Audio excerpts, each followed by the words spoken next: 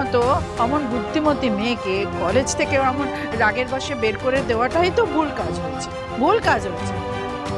তবু মেয়েটা না হয় অন্য কোথাও খুঁজে পেতে নিজের জীবনটাও অন্যভাবে শুরু করতে পারতো আবার নতুন করে, কিন্তু তা না, তুমি ওর বাবাকে সোজাসুজি খবর দিয়ে দিলে। আমি কি করে জানবো মা এরকম ঝামেলা হচ্ছে? আমি তো শুধু একটা অ্যাড দেখেছিলাম যে বাবা মা খুঁজছে মেয়েকে, আর ও যেরকম দুরন্ত মেয়ে আমি ভেবেছি বাড়িতে নিশ্চয়ই কোনো অকারণে ঝামেলা করে বাড়ি থেকে বেরিয়ে গেছে। ওর বাবা দুশ্চিন্তা করছে ভেবেই আমি এই খবরটা দিয়েছি। এবার যে এত যে কাণ্ড আছে, বিয়ের ব্যাপার আছে, আমি কি করে জানবো এসব? জানতে গেলে তো কথাবার্তা বলতে হয় না? তুমি কি কথা বলেছো কখনো? তুমি তো রাগের বশে মেয়েটার মুখের দিকেই তাকাওনি। যদি একটু ওর সাথে ভালোভাবে কথাবার্তা বলতে তাহলে তো সবটা জানতে পারতে, তাহলে তো বুঝতে পারতে যে মেয়েটা কাউকে কষ্ট দেয়নি, মেয়েটা কিচ্ছুটি করেনি, বিন্দি কষ্ট দেওয়ার মেয়ে নয়। কি যে হবে মেয়েটার, না জানি মেয়েটার ভবিষ্যৎটা অন্ধকার হয়ে যায়। দেখুন বাবা, আপনারা বিন্দিকে যতটা সহজ সরল মনে করেন ও কিন্তু ততটা নয়। She is quite dangerous. এই কথা বলো না বাবা, এই কথা বলো না। তুমি মোটে ওকে চেনোনি, ও মেয়ে এতদিন আমার বাড়িতে ছিল। এই কথা বলো না বাবা। করেছে আমি বুঝবো না ও কেমন? বড় ভালো মেয়ে, বড় লক্ষ্মী মেয়ে। এটা একটু পড়াশোনা করতে চেয়েছিল বাবা, আর কিচ্ছুটি চাইনি। কিন্তু বাপ তো জোর করে টানতে টানতে নিয়ে চলে গেল, বললো আজই নাকি মেয়ের বিয়ে দিয়ে দেবে। আমি ভাবতে পারিনি জামাই বাবা তোমার জন্যে ও বিন্দির এত বড় ক্ষতি হয়ে যাবে, আমি ভাবতে পারিনি। আমি বুঝতে পারছি না, না জানি বিয়ের পর মেয়েটার কত বড় ক্ষতি হয়ে যাবে। কি হবে কে জানে, কি হবে। গিন্নি গিন্নি তুমি শান্ত হও, দেখো নাহলে তুমি অসুস্থ হয়ে পড়বে। আমার শরীর মন সব খারাপ লাগছে গো হরির বাবা, আমার সব খারাপ লাগছে। প্লিজ নিজেকে সামলান মা। আমরা আর কেউ কিচ্ছুটি সামলাবো না, এবার যা সামলাবার তুমি সামলাবে। তুমি ওকে ওর বাবার কাছে পাঠিয়েছো না, তুমি ওকে ওর বাবার কাছ থেকে ফিরিয়ে আনবে, নাহলে এই মা কিন্তু তোমাকে কোনোদিন আর ক্ষমা করবে না জামাই বাবা। কি বলছেন মা? এখন আমি ওই মেয়েটাকে বাঁচাতে যাব? হ্যাঁ যাবে, তোমাকে যেতে হবে। আমার করিয়ে দিব্যি।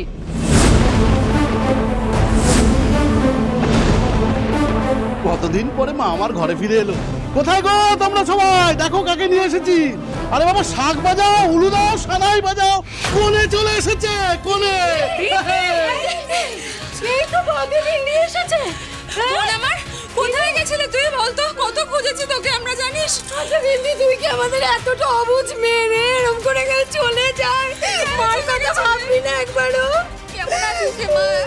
কতদিন তোকে দেখি না, এরকম কেউ করে বলতো? আমাদের কথাটা তুই একটু ভাববি না? তুই আমার কথা শোন তো, শোন, এদিকে এদিকে বস তো। আচ্ছা তুই বিয়ে করবি না করে এত লাফালাফি করছিস কেন বলতো? বিয়ে করা তো ভালো ব্যাপার, তাই না? আচ্ছা বিয়ে করলে কত সুখে শান্তিতে থাকা যায় বলতো?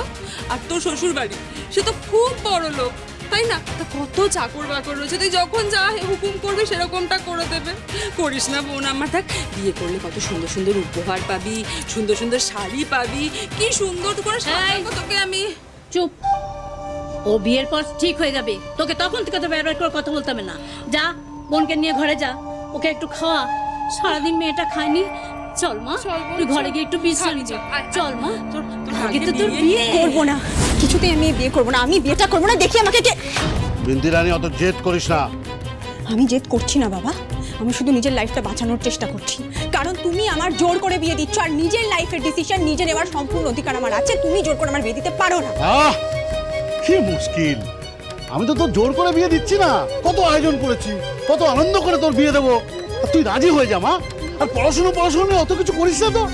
আমাদের এই বাড়িতে কে কত পড়াশোনা করেছে? হ্যাঁ, এই দেখ দেখ, তোর মাকে জিজ্ঞেস কর, তোর জেঠিমাকে জিজ্ঞেস কর, দিদিকে জিজ্ঞেস কর। এই তুমি কত অবধি পড়াছো বলো? ওই তো ক্লাস 4। ক্লাস 4। আপনি? ও বাবা, আমি তো স্কুলেই যাইনি। তাহলে স্কুলেই যায়নি। দিদিকে জিজ্ঞেস কর, দিদিকে। আমি 9 পাস করেছি, 10 ফেল। তাহলে তাও তো আমি তোকে অনেকটা পড়াশোনা করতে দিয়েছি। আর দেখ মা, আমাদের পরিবারের মেয়েরা অত পড়াশোনা করে না। আর সুন্দরগড়ের মেয়ে হয়ে তুই যদি অত পড়াশোনা করিস তখন তো বিয়ের পাত্রই পাওয়া যাবে না। দেখ মৃদুল খুব ভালো ছেলে, তোকে রানীর মতো করে মাথায় করে রাখবে। ওই যে একটা সিনেমা আছে না যেখানে শাহরুখ খান ওই অনুষ্কাকে মাথায় করে রেখেছিল, ওই ছদ্মবেশে ইয়ে করেছিল, তোর মনে নেই? আর দেখ তুই যদি চাস আমি তোকে যা চাইবি তাই দেবো, কিন্তু তুই বিয়েটা করে নে মা। আমি বিয়েটা করব না বাবা, কারণ আমি তো রানী হতে চাই না। আমি নিজের লাইফটা নিজে গড়ে নিতে চাই, নিজের পায়ে দাঁড়াতে চাই। তুমি কেন বুঝতে পারছো না কি সুন্দর আমি আমার লাইফটা সেট করে নিয়েছিলাম? মাঝখান থেকে তুমি আর ওই খারুস স্যার সবটা গন্ডগোল করে দিল। আমি স্বপ্নেও ভাবতে পারিনি রিভেঞ্জ নেওয়ার জন্য স্যার আমার এত বড় ক্ষতি করে দেবে। ঠিক নাম দিয়েছিলাম আমি, খারুস। ঠিক না বাবা, ওদেরকে না বলে দাও, আমার পথ যেন না আটকায়, নইলে আজ আমি পুলিশ ডাকবো। এই দুদিনের জন্য ফোনটা আমার কাছে থাকবে। কাল তোমার স্মৃতিতে সিঁদুর উঠে গেলে তারপর তুমি ফোন হাতে পাবে। তুই যা চাইবি তোকে তাই এনে দেবো, দরকারে আকাশের চাঁদ এনে দেবো এই রাজকন্যাকে, কিন্তু বিয়েটা যে তোকে করতেই হবে। ও মা, শোন মা, আর কোনো উপায় নেই রে, সব আয়োজন হয়ে গেছে তো। কিন্তু আমার পড়াশোনা, সে আমি তো বাবাকে পড়ে রাজি করিয়ে নেবো খন, আগে তুই বিয়েটা করে নে।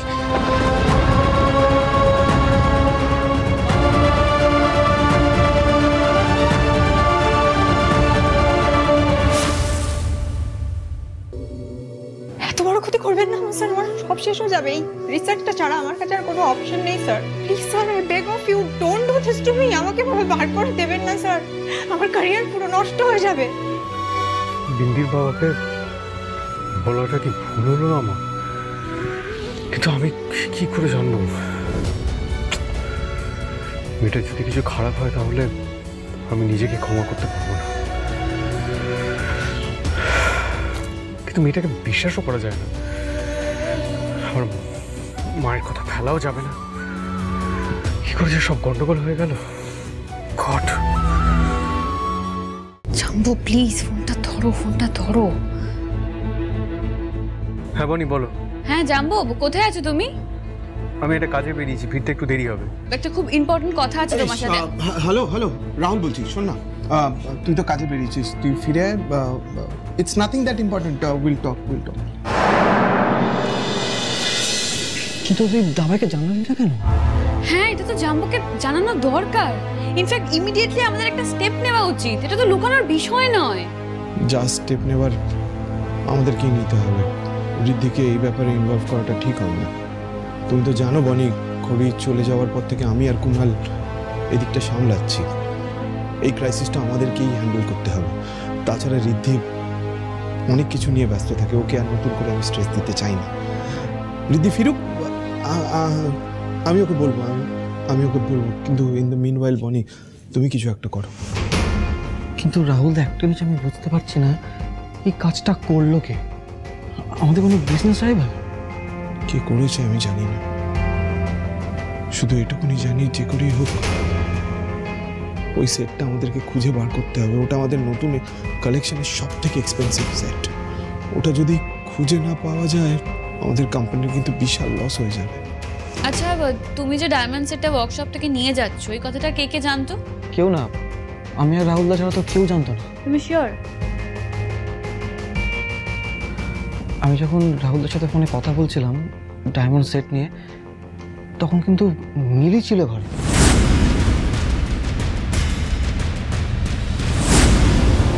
তুমি ওকে ওর বাবার কাছে পাঠিয়েছো না, তুমি ওকে ওর বাবার কাছ থেকে ফিরিয়ে আনবে, আবার করিয়ে দিব্যি। আর যদি তুমি ঋদ্ধিমান সিংহ রায়ের জন্য বিপদে পড়ো তাহলে ঋদ্ধিমান সিংহ রায় বাঁচাবে। আর যদি সেটা না হয় তাহলে তোমার বিয়ে দিয়েই ফিরবে একেবারে।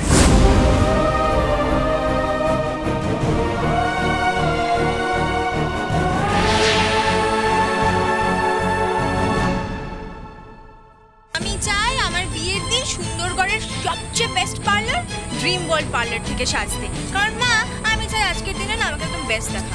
আমার মেয়ের যখন মনে ইচ্ছে হচ্ছে যাবে পার্লারে, সাজবে। দেখবে এই বিন্দির কামাল বিয়ের আগেই কেমন ফুরুক হয়ে যায়। আপনি পাত্রপক্ষ তাই তো, মানিকলাল বাবুর ভাই? আমি ঋদ্ধিমান সিংহ রায়, আমি এসেছি ওই বিন্দি মেয়েটার সাথে দেখা করতে।